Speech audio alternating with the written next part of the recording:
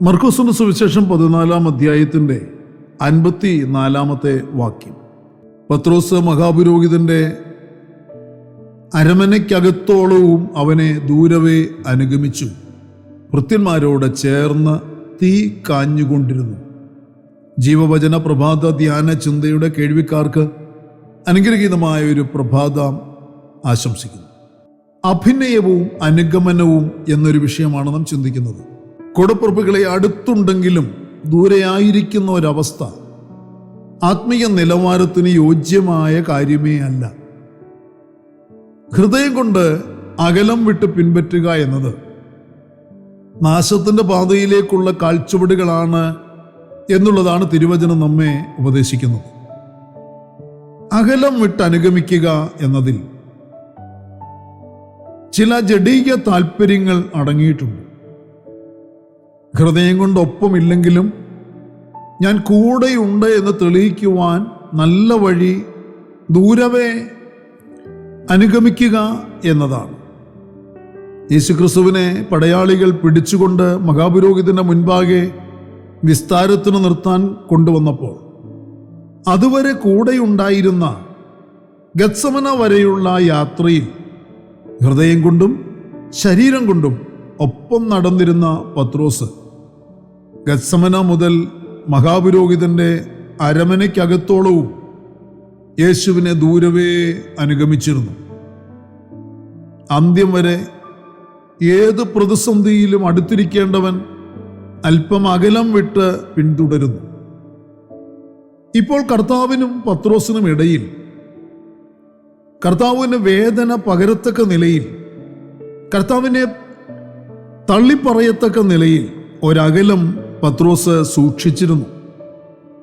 ജീവിതത്തിൻ്റെ ഏത് സാഹചര്യത്തിലും കർത്താവിന് വേണ്ടി ഞാൻ നിൽക്കും, കർത്താവിന് വേണ്ടി എന്നും ജീവിക്കും എന്നും തീരുമാനിച്ചവരും സമർപ്പിച്ചവരും അതിനുവേണ്ടി വിളിക്കപ്പെട്ടവൻ കർത്താവിനൊപ്പം ഉണ്ടായിരിക്കണമായിരുന്നു.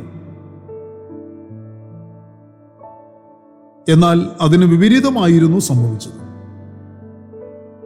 ഒരിക്കലും കർത്താവിനെ പിരിഞ്ഞു നടക്കരുത് പ്രിയരെ. ഹൃദയം കൊണ്ടോ മനസ്സുകൊണ്ടോ കർത്താവിനോട് അകന്നിരിക്കുന്ന, കർത്താവിനെ വിട്ടുമാറുന്ന ഒരവസ്ഥ അത് അപകടകരമാണ്. അത് നാശത്തിന്റെ പാതയിലേക്കുള്ള കാൽവെപ്പാണ് എന്ന് മറക്കരുത്.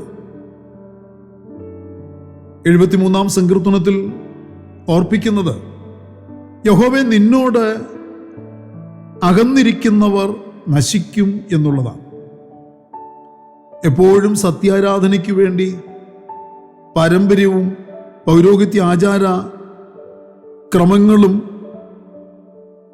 ഇവയുടെയൊക്കെ നടുവിൽ നിന്ന് വിളിച്ചിറക്കപ്പെട്ട ഒരു ദൈവപൈതലിന്റെ പ്രാർത്ഥന എങ്ങനെയായിരിക്കണമെന്ന് 22-ാം സങ്കീർത്തനത്തിൽ ഓർപ്പിക്കുന്നത് ഇങ്ങനെയാണ്: കർത്താവേ, കഷ്ടം അടുത്തിരിക്കുകയാൽ എന്നെ വിട്ടകന്നിരിക്കരുതേ.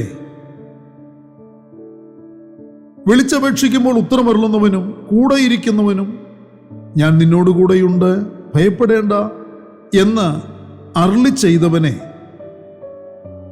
ഒരിക്കലും അകന്നു മാറാതെ അവനോടൊപ്പം നടക്കാൻ നമുക്കിടയായിത്തീരണം. അവനുമായി ഒരകലമിടാതെ കൂടെ യാത്ര ചെയ്യുവാനാണ് നാം തയ്യാറാകേണ്ടത്. കർത്താവുമായി ഒത്തു യാത്ര ചെയ്യുന്നവനെ, കർത്താവിനായി ജീവിക്കുന്നവനോട് കർത്താവ് എപ്പോഴും അടുത്തിരിക്കുന്നു. എന്നാൽ യഹോവ ദുഷ്ടന്മാരോട് അകന്നിരിക്കുന്നവനാണ്, ലംഘനക്കാരോട് കർത്താവ് അകന്നിരിക്കുന്നു എന്ന് ദൈവവചനം ഓർപ്പിക്കുന്നു. ലംഘനം ഒരിക്കലും കർത്താവ് അംഗീകരിക്കുന്നില്ല. ലംഘനക്കാർ കർത്താവിനെ ദൂരവേ അനുഗമിക്കുവാൻ താല്പര്യപ്പെടുന്നവരാണ്.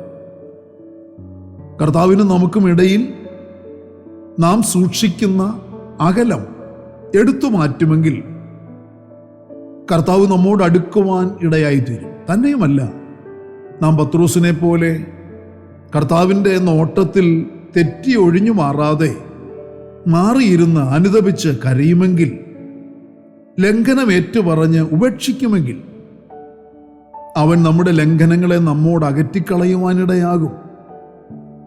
സങ്കീർത്തനത്തിൽ വായിക്കുന്നു, ഉദയം അസ്തമയത്തോട് അകന്നിരിക്കുന്നത് പോലെ അവൻ നമ്മുടെ ലംഘനങ്ങളെ നമ്മോട് അകറ്റിയിരിക്കുന്നു. പ്രിയരെ, അകലം വിട്ടാണ് നാം കർത്താവിനെ പിൻപറ്റുന്നതെങ്കിൽ നിശ്ചയമായും കർത്താവിനെ ഒരു ദിവസം തള്ളിപ്പറയേണ്ടി വരും. പാപകരമായ വിവിധ നിലയിലുള്ള കാര്യങ്ങളിൽ ഇടപെടേണ്ടതായി വരും. സൂക്ഷിക്കുക. അകലം വിട്ടുള്ള അനുഗമനം, ആരാധന, ആത്മീയ പ്രവർത്തനങ്ങൾ അഭിനയമായി മാറും. എനിക്കിതിലൊന്നും വലിയ പ്രതിപത്തിയൊന്നുമില്ല, എങ്കിലും ഇറങ്ങിത്തിരിച്ചതുകൊണ്ട് വരുന്നു, ആരാധിക്കുന്നു, ചെയ്യുന്നു, പോകുന്നു എന്നൊക്കെയുള്ളൂ എന്ന ഒരു സന്ദേശമാണ് അങ്ങനെയുള്ളവർ നൽകുന്നത്. കർത്താവിനെ ആരാധിക്കാൻ ഇറങ്ങിയവർ, നിത്യത എന്തെന്ന് അറിഞ്ഞിറങ്ങിയവർ സകലവും വിട്ട് പുറകോട്ട് പിടിക്കുന്ന സകല പറ്റുമാനങ്ങളും പാഴ്ബന്ധങ്ങളും അന്യാരാധനകളും പൂർണ്ണമായി ഉപേക്ഷിച്ച് കർത്താവിൻ്റെ പിന്നാലെ യാത്ര ചെയ്യണം. ഇതാണ് വിജയകരമായ വിശ്വാസത്തിൻ്റെ ആരാധനാ ജീവിതം. അവിടെയും ഞാനുണ്ട്, ഇവിടെയും ഞാനുണ്ട്, അതും ശരിയായ ആരാധനയാണ്, ഇതും ശരിയായ ആരാധനയാണ് എന്ന രീതി കർത്താവിനെ അനുഗമിക്കുന്നവർക്ക് പാടില്ല.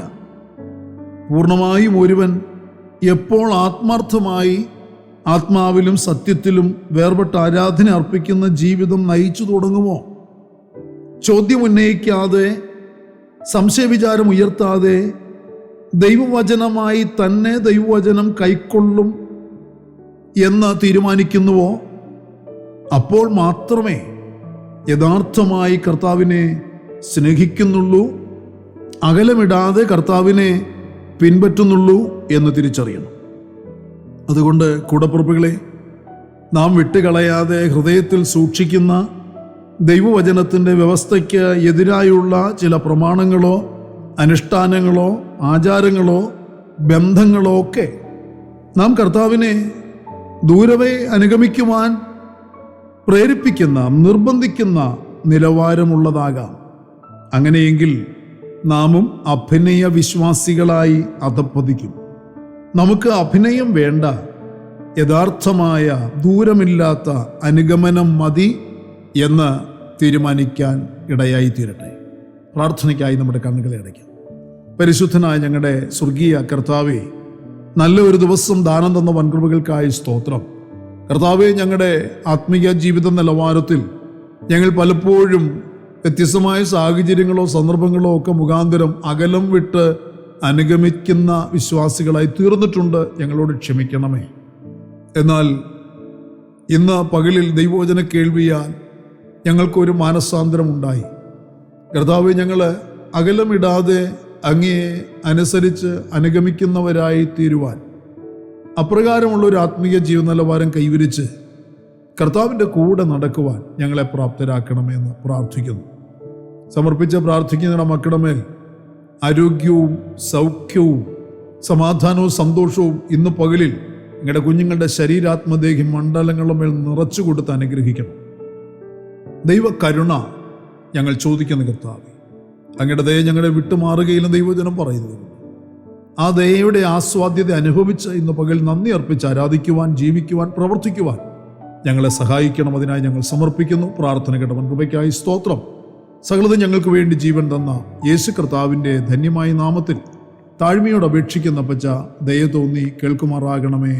ആമേൻ.